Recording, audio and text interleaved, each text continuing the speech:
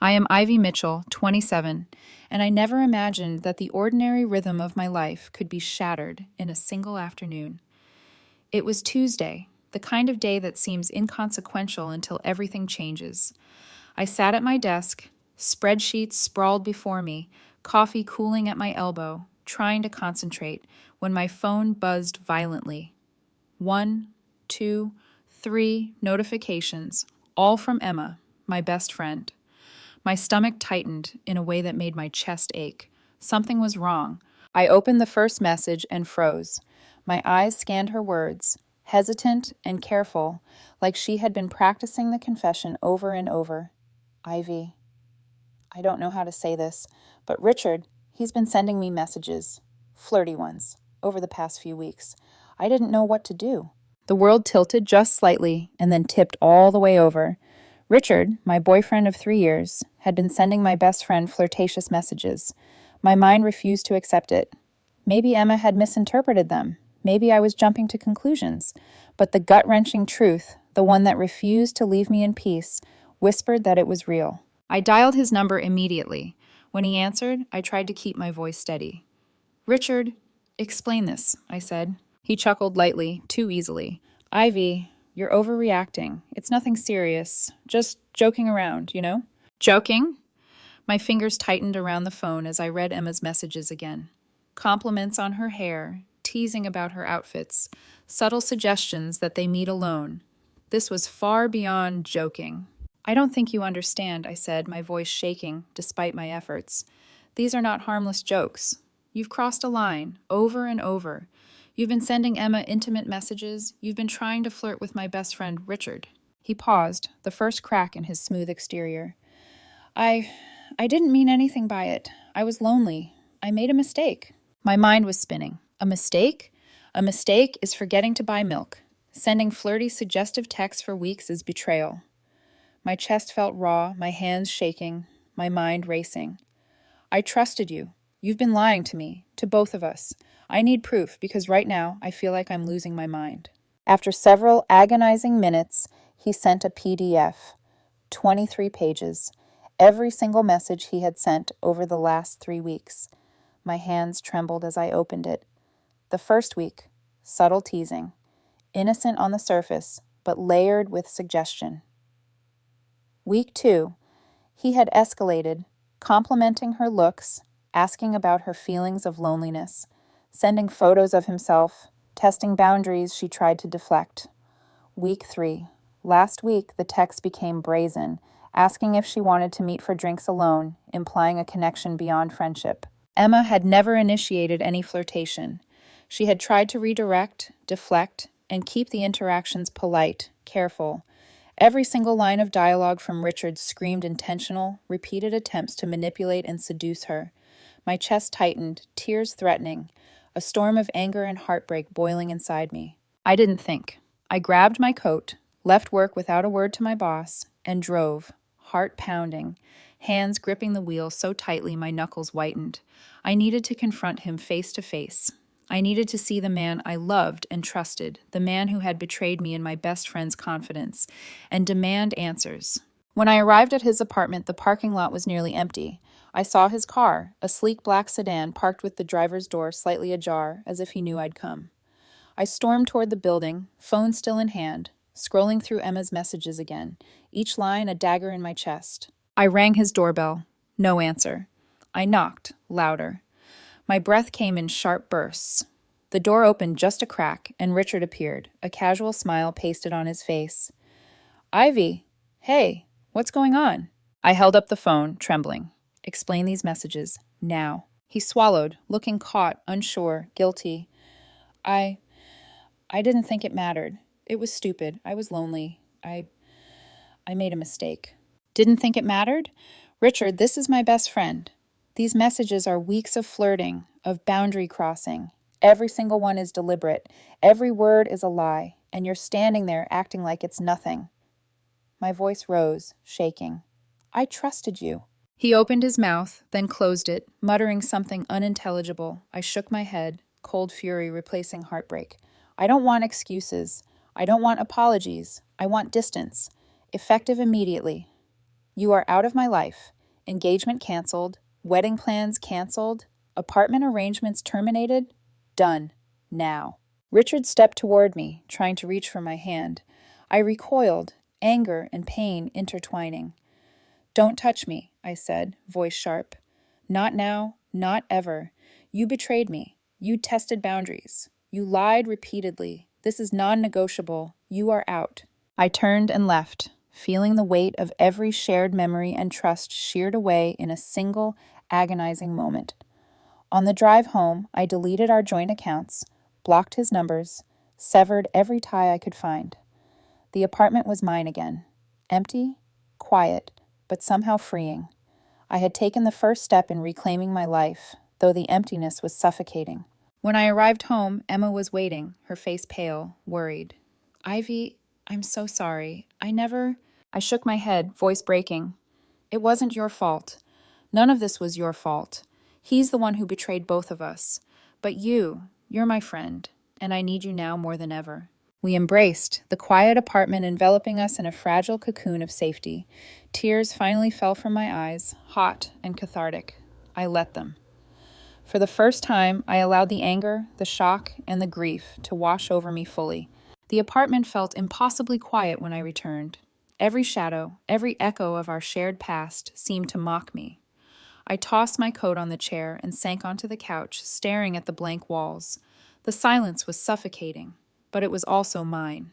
Finally, fully mine. The first night without Richard was strange. I kept expecting him to appear, to explain, to apologize, to manipulate me back into forgiving him. But the apartment remained empty. Emma sat nearby, nervously fidgeting with her hands. Ivy, what now? She asked softly. I let out a shaky breath. Now I reclaim my life. Every shared account, every plan, every memory tied to him, I sever it. I refuse to let him manipulate me anymore. She nodded, understanding, but worry lingered in her eyes. Do you think he'll try to contact you again? I swallowed hard. He will. He always does. But this time, I won't respond. No calls, no texts, no excuses. I document everything, just in case. My first act of reclamation was methodical. Joint bank accounts deleted, all wedding plans canceled, venue, photographer, flowers, DJ, gone. Every token of our shared life vanished from my digital and physical world. I kept only what was mine, my furniture, my clothes, my sense of autonomy. It was exhausting, painful, but strangely liberating.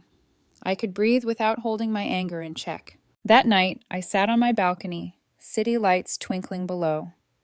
The wind was cold against my face, brushing away some of the ache. My phone buzzed, a blocked number trying to reach me. I didn't answer. I didn't even check. Part of me wanted to know what he would say, how he would manipulate me further, but another part, stronger, fiercer, knew I had to remain unreachable, untouchable. Richard had tested boundaries, crossed lines, and betrayed me repeatedly. I had a choice, continue to allow him power over me or take it back completely. I chose myself. The next morning, I began therapy. For weeks, I had ignored the gnawing doubts, the lingering anxiety, the exhaustion of second-guessing every interaction. Now I confronted it head-on. My therapist listened without judgment as I recounted every message, every lie, every subtle manipulation. Speaking aloud the words I had held in for months was cathartic. It was validation I couldn't get from Richard or anyone else, only from myself, and now my therapist. Meanwhile, Emma became my anchor. We spent evenings in the apartment talking about everything except betrayal. Movies, college memories, ridiculous inside jokes that made us laugh until our ribs ached. Slowly, the apartment began to feel like home again, the empty spaces no longer a reminder of loss, but a canvas for rebuilding. And yet, reality always demanded confrontation. Richard didn't give up. He sent messages from unknown numbers, attempted to contact me through mutual friends, even leaving voicemail after voicemail. I documented everything meticulously, screenshots and timestamps filling folders on my laptop.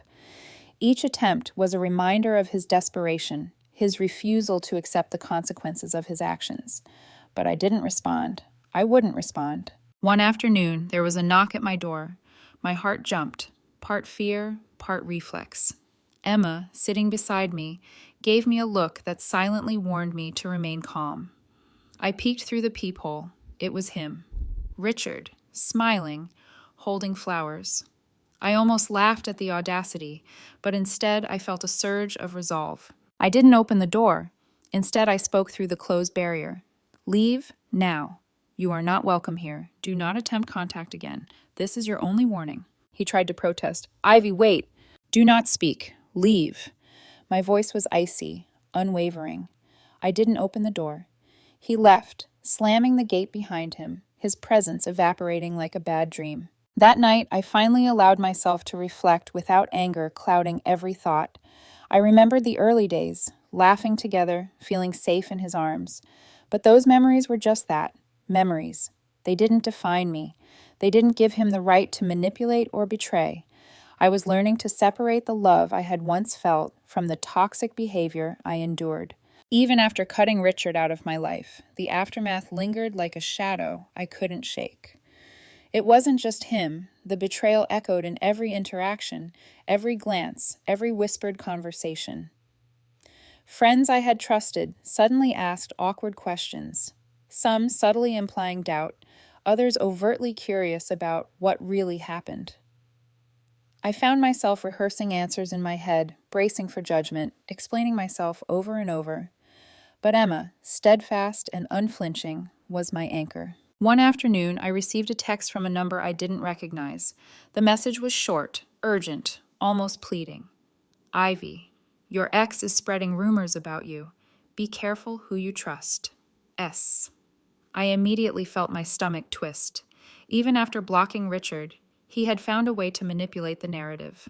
The rumors, twisted fragments of truth, exaggerated lies, spread faster than I could keep up with, and suddenly everyone was judging me, including friends I had known since childhood. I tried to focus on what I could control. Therapy sessions became more crucial than ever. I needed to rebuild not just my life, but my sense of self, my belief in my own judgment.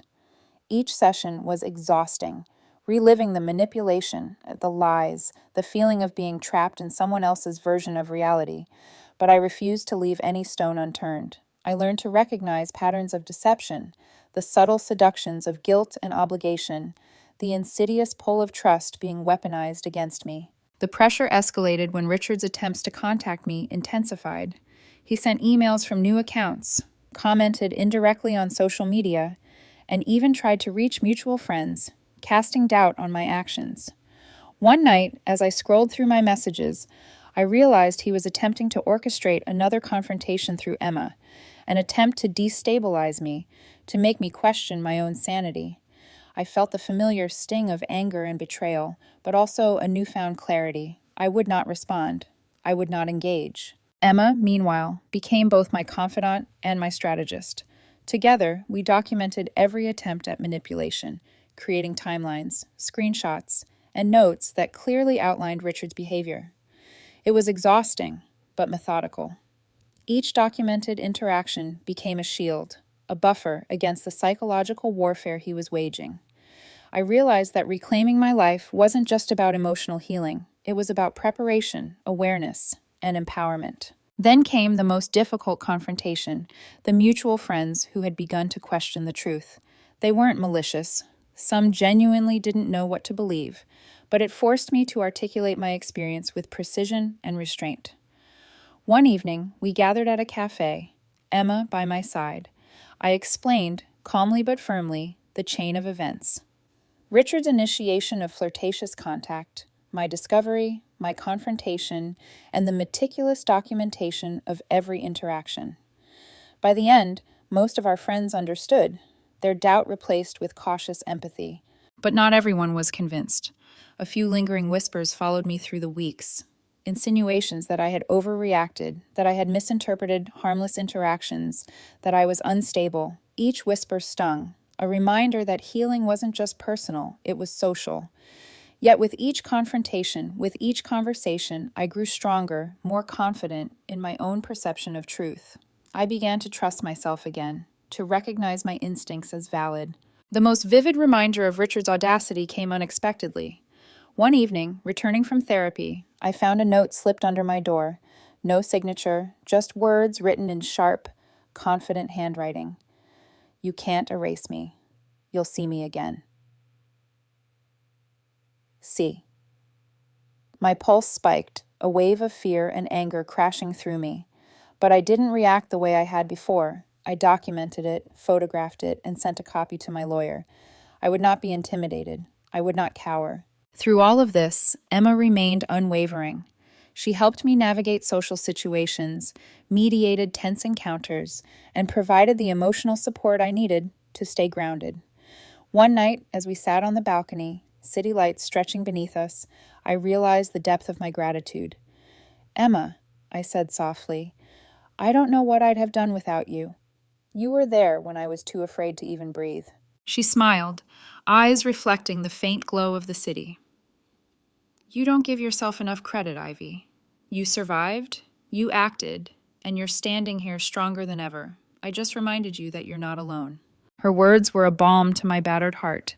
I began to understand that healing wasn't linear. It was a mosaic of victories, large and small, refusing to answer his texts, standing firm in therapy, reclaiming my apartment, maintaining friendships despite the rumors, documenting every attempt to manipulate me. Each small victory reinforced my autonomy. Each act of self-preservation rebuilt the trust I had in myself. Then came the final closure from an unexpected source, Richard's mother. I didn't expect her intervention, yet she sent a letter acknowledging her son's behavior, apologizing for the pain he caused, and confirming that he was seeking help. The letter didn't absolve him, it didn't excuse the betrayal, but it confirmed that I had been right, that my instincts had been true, and that my actions were justified. The weeks that followed were quieter, but charged with subtle tension, like the calm after a storm. Life wasn't perfect, recovery never is, but it was mine. Every decision, every step, reaffirmed that the power Richard had once held over me was gone. I could feel it, a faint but undeniable pulse of freedom beneath my skin. I spent mornings rearranging the apartment. Each piece of furniture, each photograph, each item had a place, a purpose, and a meaning entirely my own. I even removed the small bookshelf Richard had insisted on keeping. It wasn't about revenge. It was about reclaiming space that was rightfully mine. Every sweep of the vacuum, every polished surface, every picture straightened on the wall felt symbolic. This home was mine again, fully and unapologetically. Emma often joined me during these cleaning sessions, carrying boxes, offering encouragement, teasing me when I became overly meticulous. You're turning this place into a fortress, she laughed one afternoon as I carefully aligned every book. A fortress I never have to apologize for, I replied, smiling despite the weight still lingering in my chest. Even as I rebuilt my personal space, the outside world remained unpredictable. Richard had made one last attempt to disrupt my life. A social media post appeared on a platform I hadn't even checked in weeks. One of those vague, emotionally manipulative updates designed to guilt and confuse. I recognized the patterns immediately, the subtle insinuations, the half-truths, the seed of doubt planted carefully in public view. I didn't react. I didn't comment. I didn't allow myself to be drawn in. Emma and I sat together in silence, a cup of tea warming our hands, our shared presence a quiet shield against the storm. You're stronger than you know, she said, her eyes reflecting the dim glow of the evening. Let him fight his own battles. You've already won yours. The first week of absolute silence from Richard brought an odd mixture of relief and residual anxiety. It was strange not to anticipate confrontation, not to brace for manipulative messages, not to prepare for social fallout. But as the days passed, that tension began to dissolve. I found myself laughing more easily, sleeping more soundly, and even daring to plan for the future, a future no longer defined by fear of betrayal, but by my own choices. One afternoon, I walked past a cafe where Richard and I had once spent hours laughing, planning, and dreaming together. For a moment, my chest tightened, memories of happier times pressing against my ribs, but the feeling didn't last. Instead of longing, I felt clarity, Those memories belonged to the past, just as he did. I allowed myself a small, almost imperceptible smile. I had survived his betrayal and manipulation. I had emerged whole, and I would no longer let the past dictate my present. The letter from Richard's mother served as a quiet affirmation of my journey. It confirmed what I had already known. My instincts were right, my actions justified, and my boundaries necessary. I filed it away, not as evidence of triumph over him, but as a testament to my ability to recognize truth and protect myself. Emma and I celebrated the milestones, small victories that marked the end of one chapter and the beginning of another. A quiet dinner with friends who had supported me through the chaos. A weekend getaway where laughter and sunlight replaced anxiety and shadows.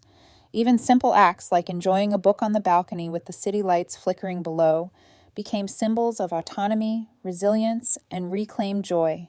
Through it all, I noticed subtle changes within myself. My confidence was no longer fragile. My sense of judgment was sharper, tempered by experience. I could navigate complex social situations without fear of manipulation. I could set boundaries without guilt. And most importantly, I could trust myself again, a trust I had nearly lost in the fog of betrayal. Then came the final, unexpected closure. Richard's sister reached out via email, an honest, almost conciliatory message acknowledging her brother's manipulations and the pain he had caused. She didn't absolve him, nor did she attempt to draw me into further conflict. Instead, she recognized the truth I had fought to uphold. Betrayal can fracture your world, distort reality, and make you question everything you once held dear. But it also has the power to teach, to illuminate, and to forge strength where doubt once resided.